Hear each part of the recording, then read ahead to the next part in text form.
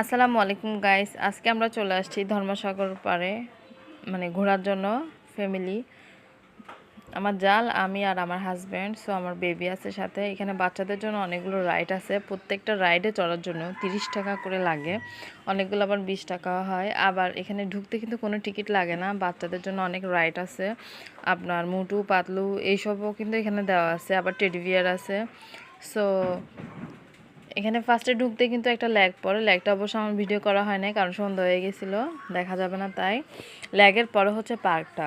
আমরা রাইডে চড়ার পরে গেছি একটা restaurant, I love Comilla. So এখানে যেতে দেখলাম এত পরিমাণ ভিড়, মানে একটু জানি বসবো সেই সিটটাও খালি ছিল না, আরও ছিল ফ্রাইডে।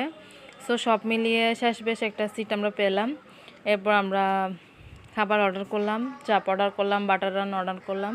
দেখি খাবারটা কতক্ষণ আসে। এখানে কিন্তু আপনার ঠান্ডা কোনো খাবার দেয় না, যখন তখন রেডি করে খাবারটা দেয়। আর তাদের মানে সার্ভিস এত পরিমাণ ভালো, বলার মতো না, জাস্ট অসাধারণ।